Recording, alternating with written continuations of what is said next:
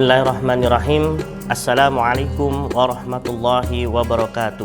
Pemirsa Al-Qulam TV dalam program ngaji ilmiah yang dirahmati Allah, dimanapun Anda berada yang menyaksikan melalui layar televisi, semoga kita semua senantiasa berada dalam lindungan, rahmat, dan ampunan Allah Subhanahu wa Ta'ala. Pemirsa, bulan Ramadan adalah bulan Al-Quran. Semestinya di bulan Al-Quran ini umat Islam mengencangkan ikat pinggang dan menancap gas untuk lebih bersemangat membaca serta merenungkan isi Al-Quran. Ya, perenungan isi Al-Quran hendaknya mendapat porsi yang besar dari aktivitas umat muslim di bulan suci ini.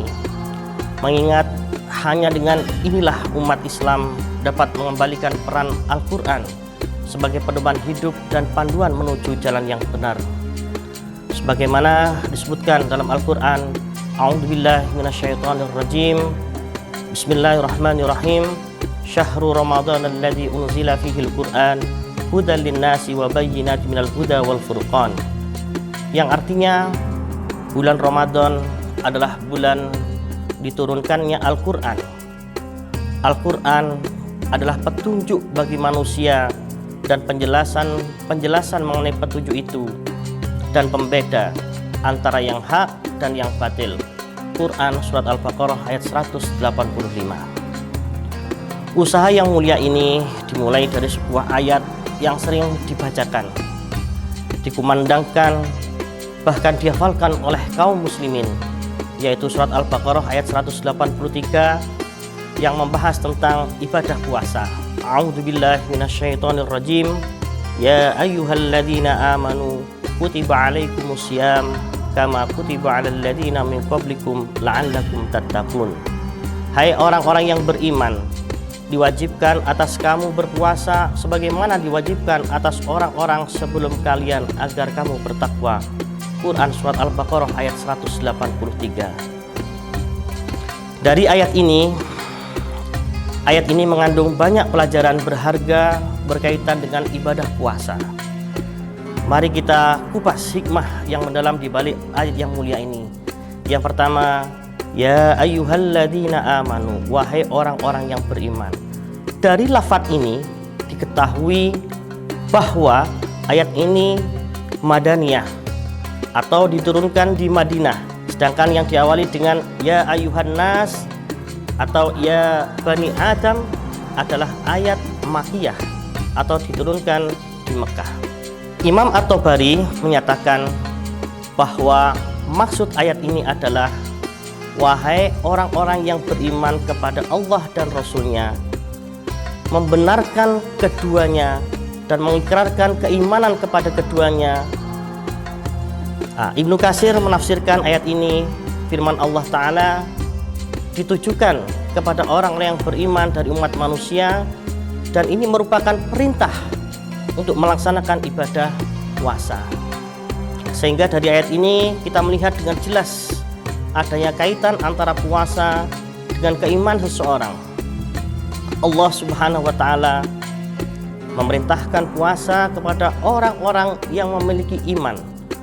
Dengan demikian Allah Subhanahu wa Ta'ala hanya menerima puasa dari jiwa-jiwa yang terdapat iman di dalamnya, dan puasa juga merupakan tanda kesempurnaan keimanan seseorang.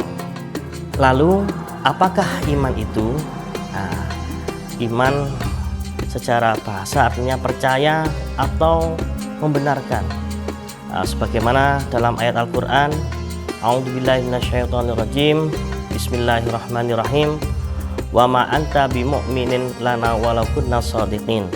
Dan kamu sekali-kali tidak akan percaya kepada kami sekalipun kami adalah orang-orang yang benar. Quran Surat Yusuf ayat 17. Jadi secara gamblang Rasulullah SAW menjelaskan makna iman dalam sebuah hadis. Al-iman an tu'mina billahi wa malaikatihi wa kutubihi wa rusulihi wal yaumil akhiri wa an tu'minu bil qadari khairihi wa syarrihi wa an tu'mina bil qadari khairihi wa syarrihi. Artinya iman adalah engkau mengimani Allah mengimani malaikatnya, mengimani kitab-kitabnya, mengimani para rasulnya, mengimani hari kiamat, mengimani qada dan qadar yang baik maupun yang buruk. Demikianlah 6 poin yang harus dimiliki oleh orang yang mengaku beriman. Maka orang yang enggan mempersembahkan ibadah kepada Allah semata atau menyembah sesembahan lain selain Allah perlu dipertanyakan kesempurnaan imannya.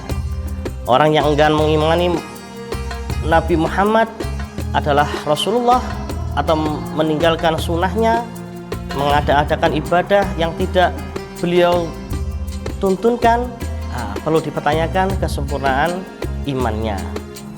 Jadi orang yang tidak percaya adanya malaikat, tidak percaya datangnya kiamat, tidak percaya takdir, perlu dipertanyakan kesempurnaan imannya. Mungkin ini sedikit penjelasan dari keterangan ayat ini.